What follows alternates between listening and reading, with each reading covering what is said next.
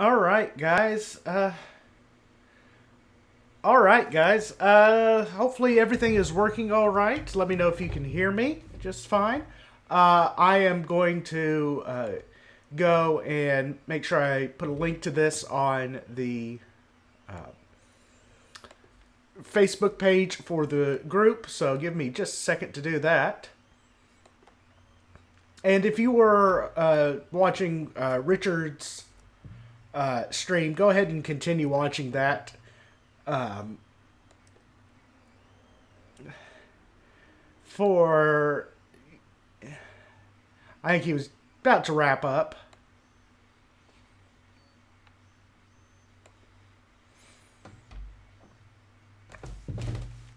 Give me a second. Computer's deciding to freeze.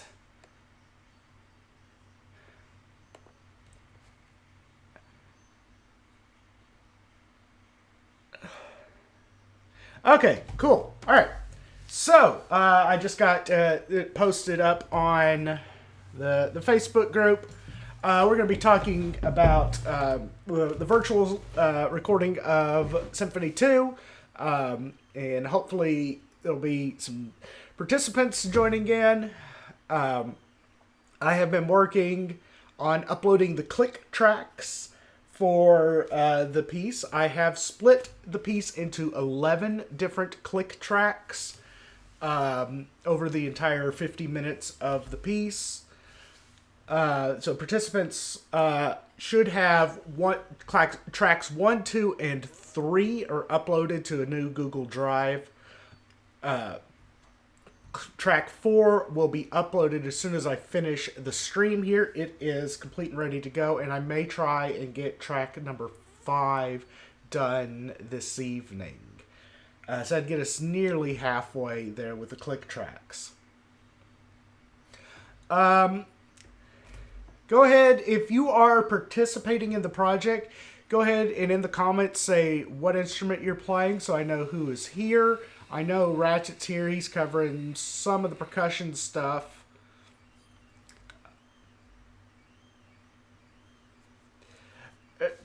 Ryan, let's not talk Symphony 5. It only exists in my mind right now, so it's not even a thing yet. All right.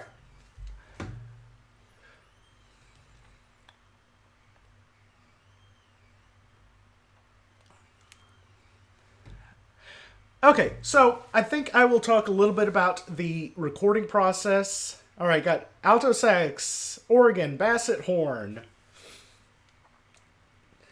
Yeah, Jack, you're going to be sitting for a while because you won't play until of the 11 tracks you'll play on tracks 9 and 11. That's it. Interesting. I'll talk to you offline, Ty, about what you think about the mute. It does change things a little bit. It's in particularly where I wrote that passage. So if you don't know, I wrote there's a passage in the Dream of Nature that calls for muted saxophones. So alto, tenor, bari, and bass saxophones all have mutes in, which I guess we've talked about a few times, and they really will change the timbre if you score them just right.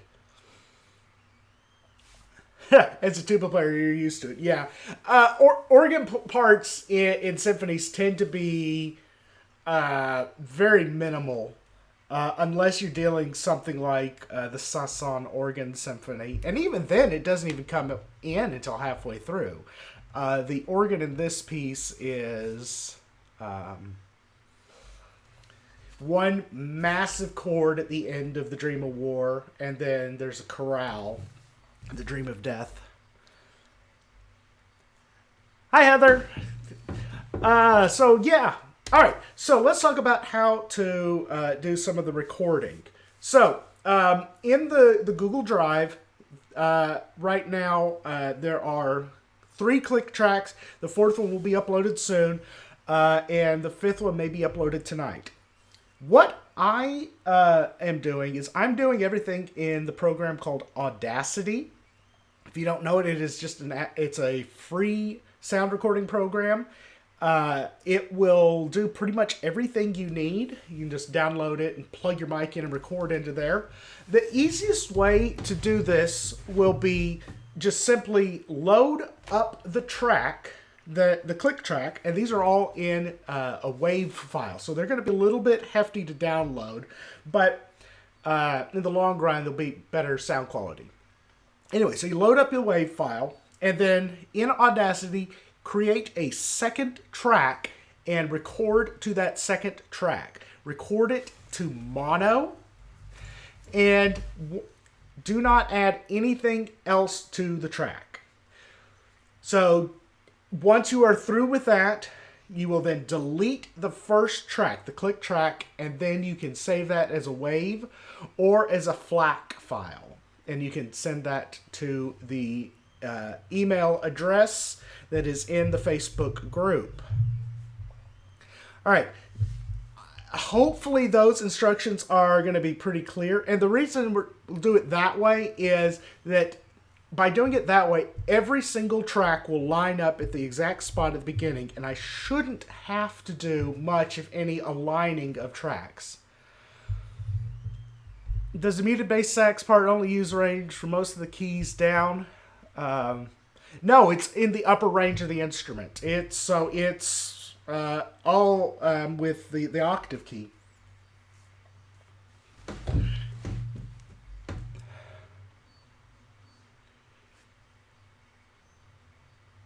Okay, so noise cancellation. If you want to do noise cancellation, yes, go ahead and do that. If you want to, in the silences, delete all sounds, please do that. Ratchet, I'll talk to you and Bill separately on that. We're going to have to figure out a way to create the percussion tracks. Those will probably go down last. And we're still going to need to figure out Wind Machine, Waterphone, and Thundersheet. But we should be able to do that. Okay. Ratchet, yeah, you and Bill talk about that. It sounds like he kind of can do a lot of that stuff in his shop. So that would be a fantastic thing for you two to work out. But it sounds like...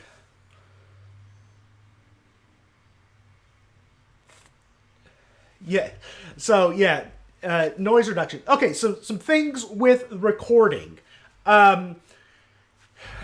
So with... please make sure you listen back to all your recordings before you submit them. Listen for things like key noise, distortion. Those will... I'll have to ask if there's a lot of key noise or a lot of distortion. I'll have to ask people to record them again, simply because the track just won't be usable. And that's nothing against you. It's just we got to make sure this is going to come off and present the best product possible.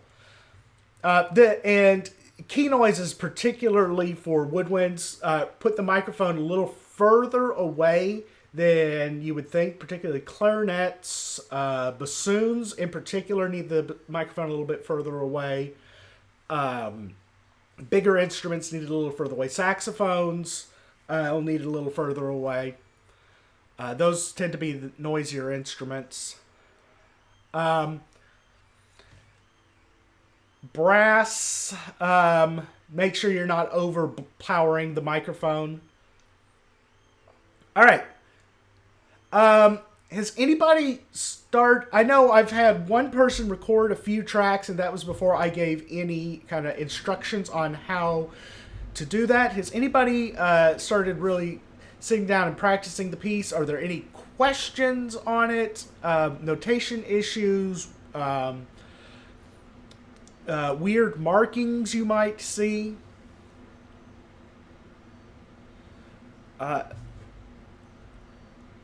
Ryan, the premiere performance of the virtual symphony will be uploaded to YouTube, and it may um,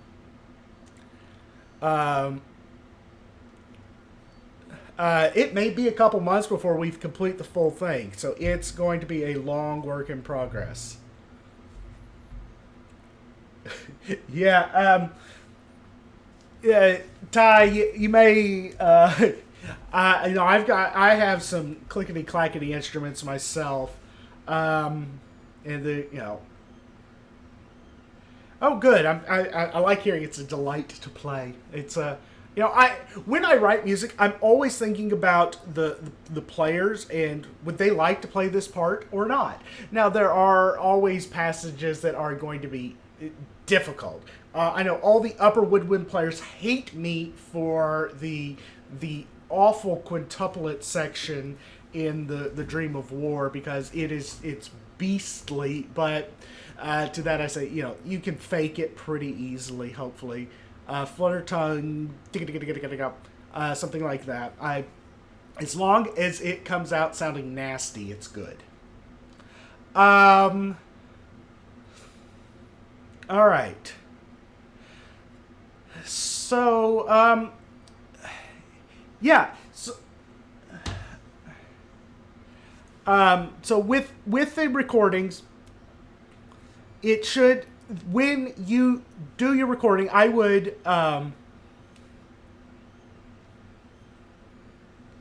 okay, Ty, Crescendo, let me go grab the score real quick.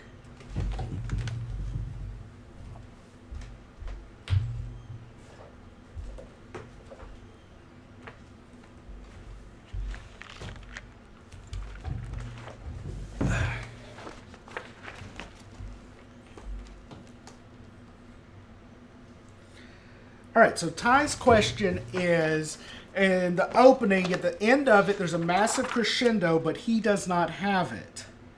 And let's see. You are correct. Alto saxophones do not have that.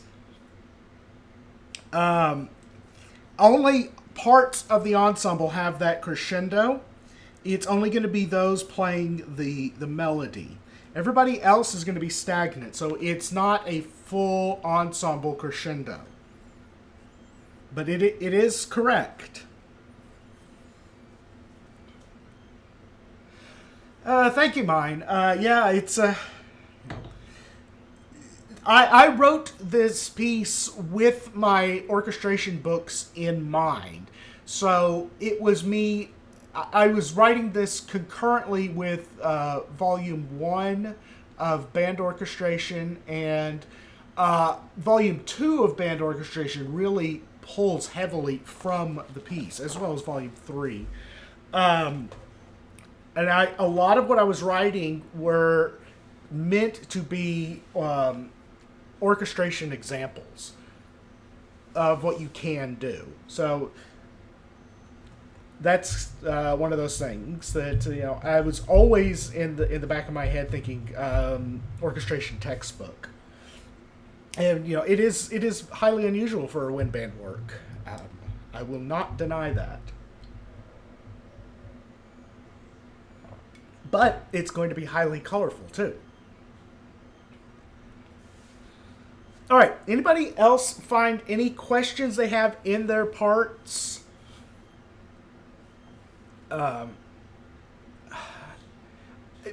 With nearly 900 measures of music, there are bound to be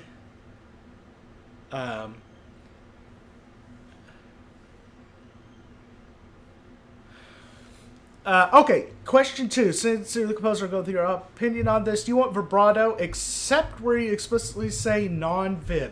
I will kind of leave that to you. There are I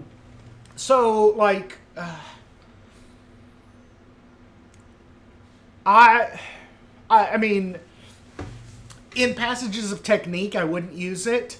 I would definitely use it throughout, like the Dream of Love. If you've got it in the Dream of death, I probably wouldn't, just because vibrato adds a little bit to lively of a nature. But I think a lot of the dream of death is marked as non-fib, and I can't even remember the saxophones play there. It may be the only saxophone that plays there is the C melody. Otherwise, it should be fairly standard vibrato playing for saxophone. Clarinets, of course, no vibrato throughout. Horns I actually like vibrato on. Oh yeah, no. Please milk it. That is what that passage is there for. I got in that whole section. I got harmony and counterpoint crazy. Actually, the whole thing has.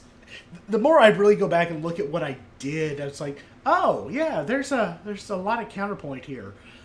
So yeah, no, I want you to milk it for all it's worth.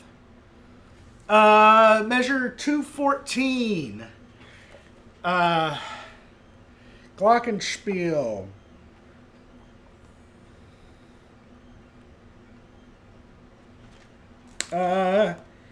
Yes, Glockenspiel should be pianissimo there. Thank you for catching that. That's one of those, that's a big, thick page. I do not envy the clarinet players on that page. That's a bunch of 30-second notes.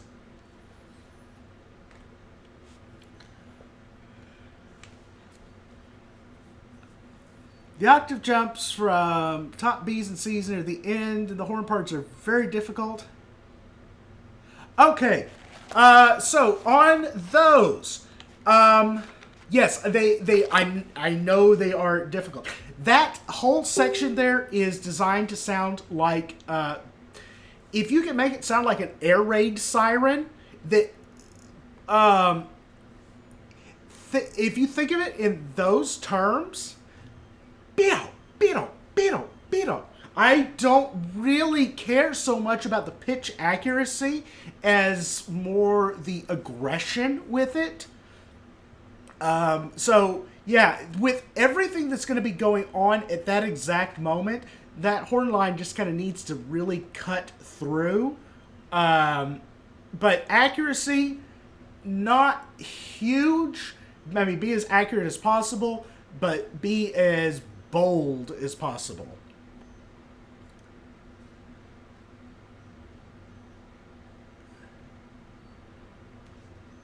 Yeah, but music for wind ensemble. Remind me which part again you're playing. I don't recognize your YouTube username.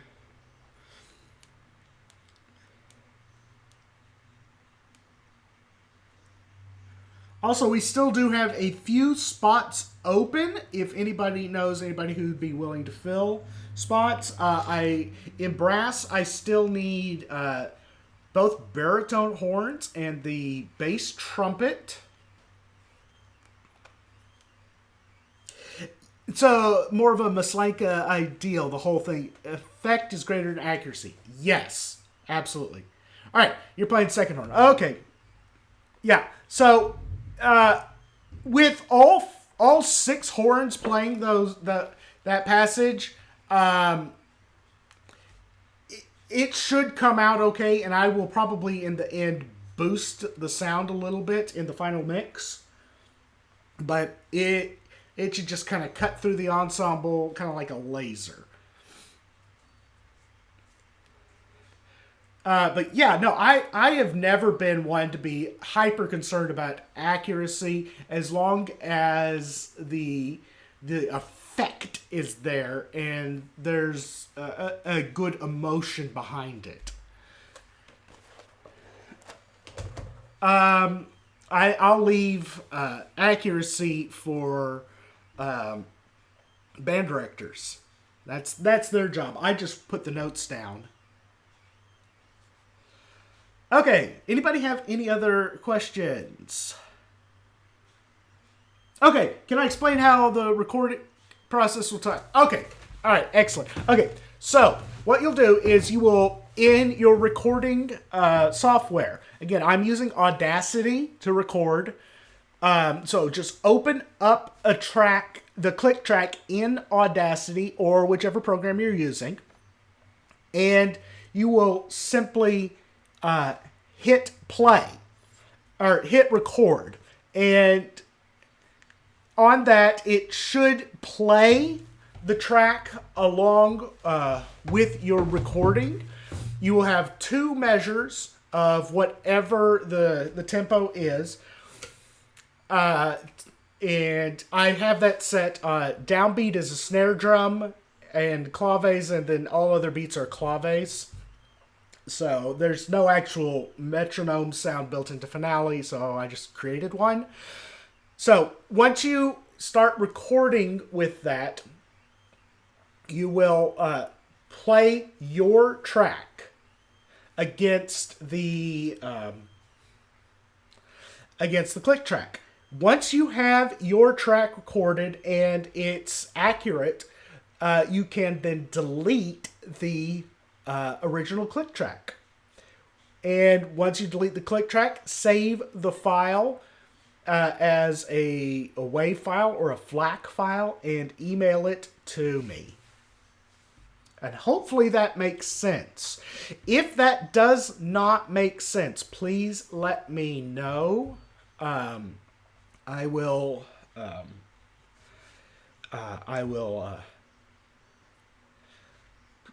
make adjustments. Can I record it with my phone and upload it, adjusting the timing from there? No, do not combine your two parts. I would recommend not recording from your phone if at all possible. Phone microphone is generally not going to be a good enough microphone to record in the kind of detail. If you have a better microphone, please use it if you can.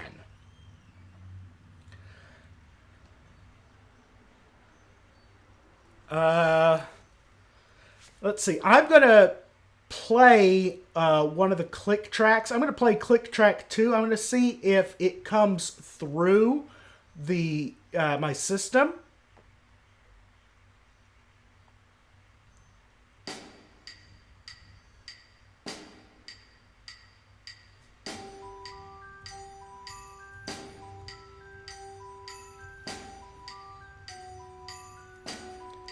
Let me know if you're hearing that.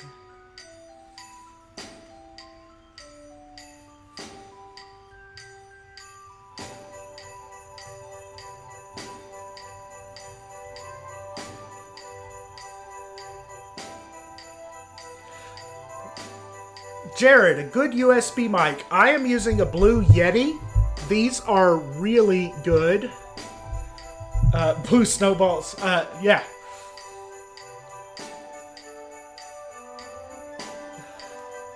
Blue Snowball, Blue Yeti. Yeah, that's what I use. It's about $100, and it's a really good microphone.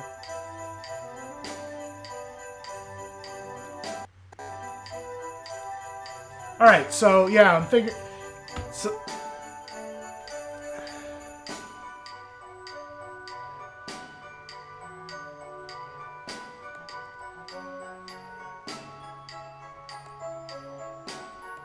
okay, so that's what the click track sounds like. That's click track number 2.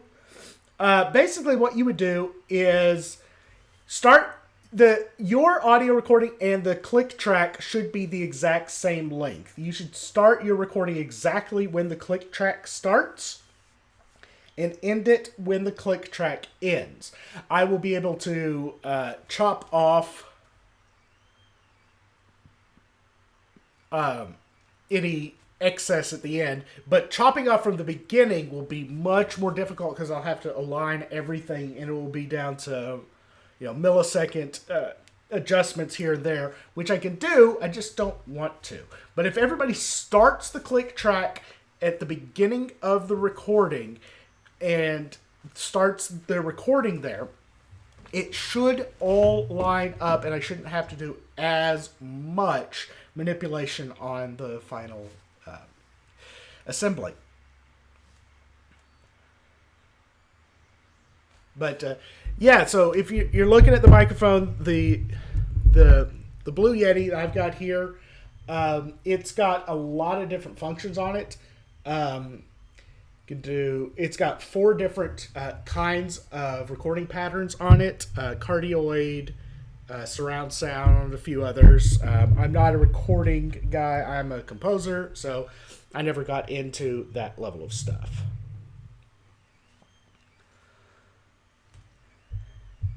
Yes, Sweeter Than Anything does a lot more of the audio engineering stuff.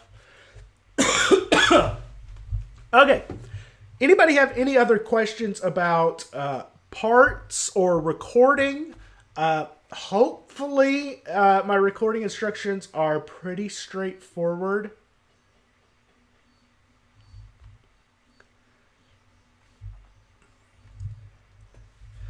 By the way, I don't think you will need a pop guard. All right.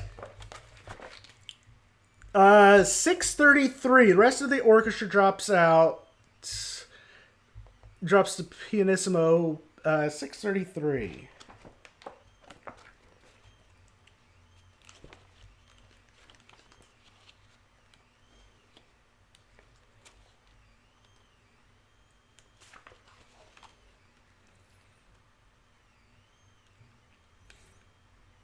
Yes, percussion stays exactly as written. It stays et fortissimo.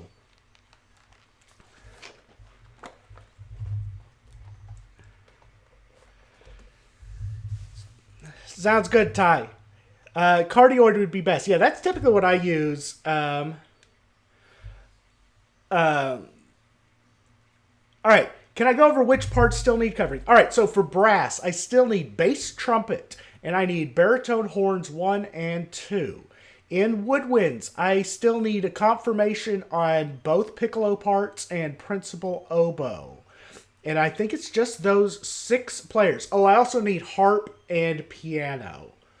Those will be a little bit more difficult, I think, particularly the harp. I should be able to find somebody to play piano. The final product will be uploaded to YouTube, yes. And do not expect it for a couple months, Larry. It's going to take a long time to get everything done. But it will go to YouTube.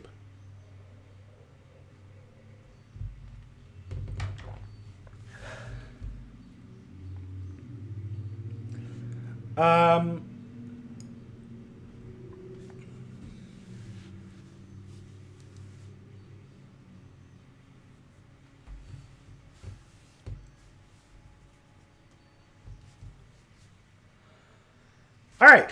What other questions do we had? Yeah, baritone. We'll find baritones. The guy playing alto horn may be able to do baritone horn as well. He just doesn't have the baritone horn at the moment. He actually has a match set of 1890s alto and baritone horns. One thing to test at the start of the recording: make sure you can play the loudest dynamic marking without. Yes. Yes.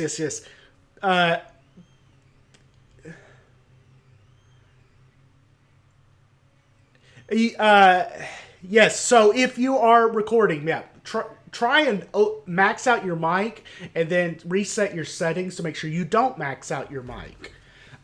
Yes, put me in contact with a pianist. That would be fantastic. Pianist, and I would assume the celeste would be a digital celeste part. That's just how pretty much all celestes are recorded today, is digitally. Yes, an oboist friend would be ever so lovely. Yeah. I have some oboe player friends I could talk to that might be interested, so we'll see on that. The piano part is going to be pretty difficult. It's kind of, I mean, lots of scalar stuff.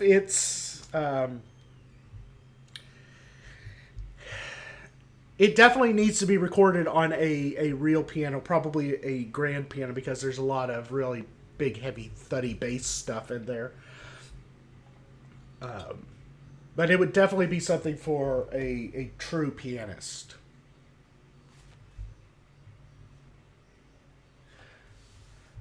Might be able to find a bass trumpet player. Okay, that would be good. 'Cause I haven't put a call out yet to find a bass trumpet player.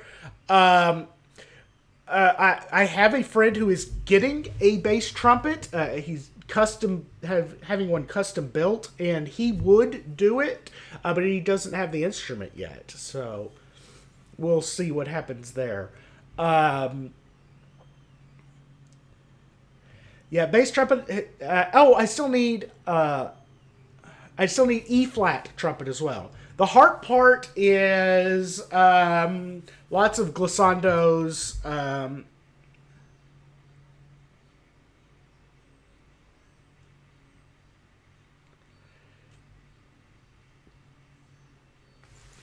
Yes, so yeah, ST15RM. I'm not sure exactly who you are, believe it or not. Um,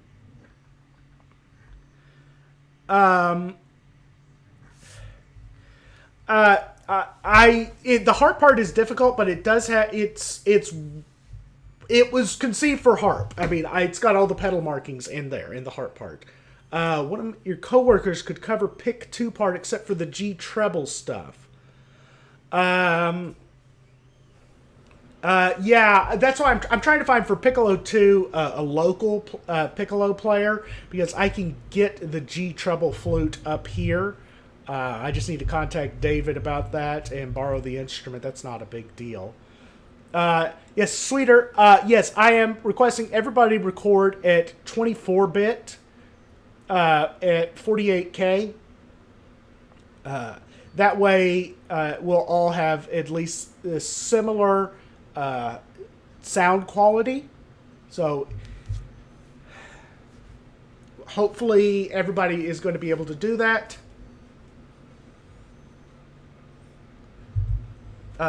What's interesting is so with a piece like this, it's the obscure instruments that go first, and it's the common instruments that are harder to fill sometimes, like piccolo. So I'm having a harder time tracking down people who want to commit to a piccolo recording, maybe because piccolo is hard to record. But anyway, let's see. Has anybody found any other questions about their parts? If you don't know, if you're in the Facebook group, you should have access to all the parts. There are a few parts not in there. They're just parts that have not yet been claimed. It means I haven't fully prepped them yet. I can get that done soon, though, if need be. But everybody in the Facebook group should have access to every part, as well as the full score and 3 of the 11 click tracks. The 4th click track will come as soon as I'm through with the live stream.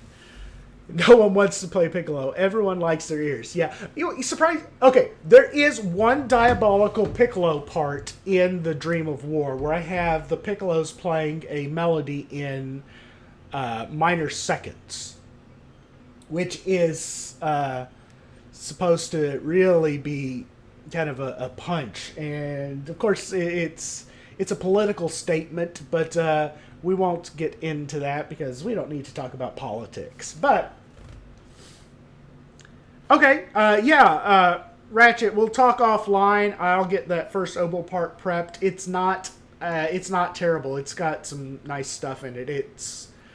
It's written with an oboe player in mind, as long as they've got like a good high F sharp and G. But those are written in such a way that they're designed to be played like that. Why would I write piccolos in minor seconds? Good question. It is.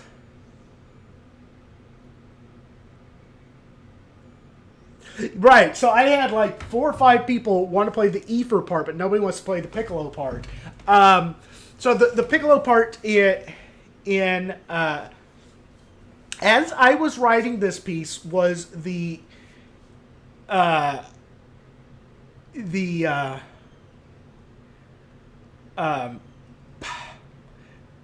as I was writing it, it was during the 2016 election, so the Dream of War, and it basically I was composing that section in November, and there is this passage in there where the 2 piccolos are playing in minor seconds "Hail to the Chief," and you go and listen to it, you'll hear it very clearly because they cut through the ensemble. And I couldn't think of a better representation of A Dream of War because it's kind of been on everybody's mind since 2016 election.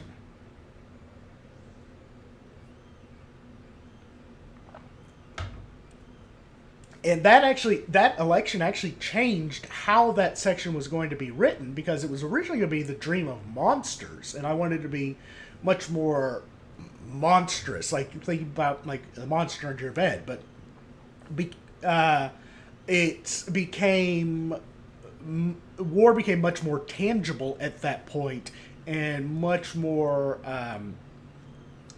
real.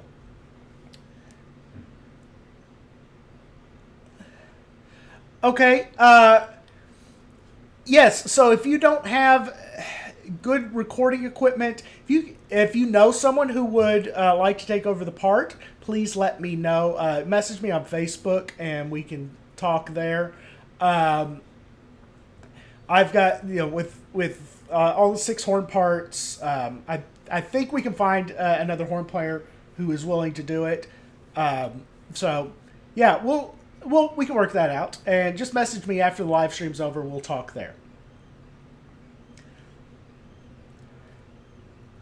All right. Do we have any other questions before we call it an afternoon? That's about all the energy I've got for today. I've got a little sinus infection going, so I'm just not leaving the house at all. So, all right.